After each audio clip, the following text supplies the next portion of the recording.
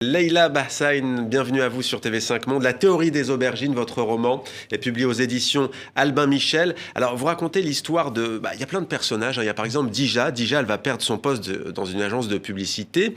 Et on va lui proposer de rejoindre une entreprise d'insertion par la cuisine. Et là, elle va rencontrer plein d'autres personnages au destin assez, on va dire, difficile.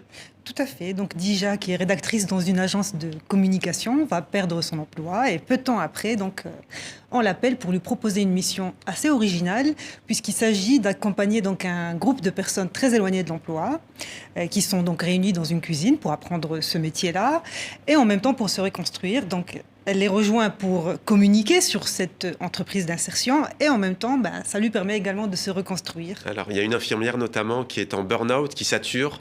Tout à fait. Donc il y a une infirmière, donc Véronique, qui a fait un burn-out et donc qui a du mal à se remettre de cet accident de vie, et qui donc au sein de la cuisine va... Quelle est l'atmosphère qui règne quand ces personnages se retrouvent? Il y a Jean le grand timide, il y a Gérald un repris de justice à la petite semaine, il y a Johnny Bryan aussi un altruiste qui lui s'oppose à toute idée de travail. Là ça va être compliqué parce que pour cuisiner il faut quand même travailler. Exactement. C'est quoi l'atmosphère, l'état d'esprit qui règne à ce moment-là? Est-ce qu'on est dans un... Au début, disons que ces personnages-là se retrouvent là contraints et forcés. Ils ne savent pas à quelle sauce ils vont être cuisinés. Donc au début, c'est un peu compliqué. Mais par la suite, ils apprennent à se connaître. Ils découvrent qu'au final, ce qui les réunit, ce sont ces fêlures, justement, qui vont les rapprocher. Malgré leurs parcours qui sont très divers les uns des autres, eh bien, ils vont apprendre à s'apprivoiser et à construire quelque chose ensemble. Grâce notamment à un autre personnage sous la houlette optimiste du chef Achour. Oui. Qu'est-ce qu'il caractérise, cet homme? Achour, ce qu'il caractérise, c'est d'abord, à mon sens, sa sincérité. Il est vraiment engagé pleinement dans cette entreprise-là. C'est quelqu'un qui a vraiment eu une carrière magnifique derrière lui, mais bon, suite à un petit événement, donc voilà, tout ça, il va être désargenté, mais en intégrant cette cuisine-là, eh bien lui aussi se reconstruit malgré tout. Il va se reconstruire avec toutes ces femmes et ces hommes. Comment est-ce qu'ils vont retrouver les saveurs de la vie, justement par la cuisine? Vraiment? Par la cuisine et par l'ouverture à l'autre, en acceptant l'autre dans sa différence.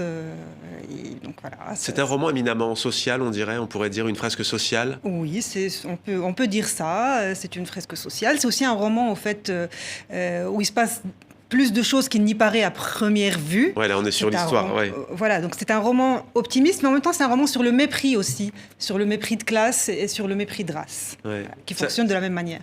Qui se perçoit entre les personnages, là, pour le coup? Et oui, parfaitement, parce que Dija était cadre dans cette entreprise-là. Elle se retrouve donc avec des... Un repris de justice. Exactement, tout à fait. Mais ils vont se rendre compte aussi que le mépris qu'ils ont subi pour une raison ou pour une autre est semblable sur pas mal d'aspects.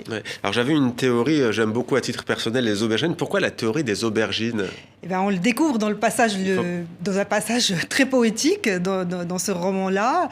Et c'est le chef Achour qui est l'inventeur de cette théorie et qui regroupe donc un certain nombre de principes. Et il faut lire le roman alors pour comprendre ce que c'est que la théorie des aubergines. Comment vous est venue l'idée de cette histoire? Est-ce que vous êtes inspiré de personnes de votre entourage, de votre vie?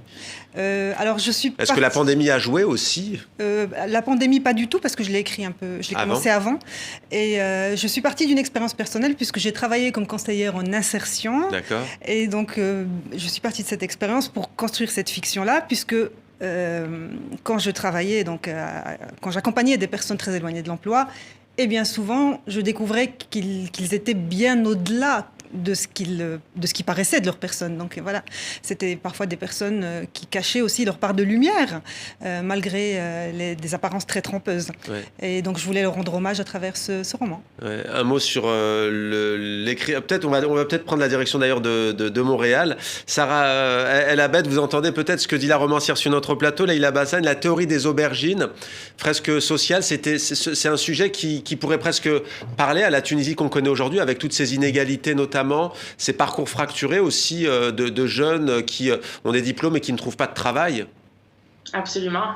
C'est tout à fait dans les cordes et dans les thèmes et dans ce que subit la Tunisie en ce moment, oui, en effet. Vous avez des idées de prochains cours? Ou un long peut-être? Je travaille actuellement sur plusieurs projets. Documentaire et fiction.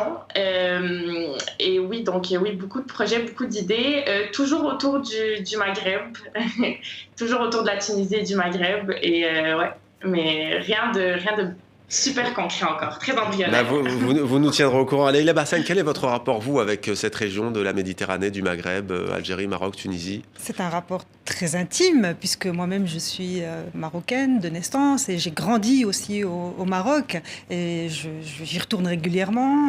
Donc voilà, c'est un rapport très très fort et qui passe aussi par la nourriture.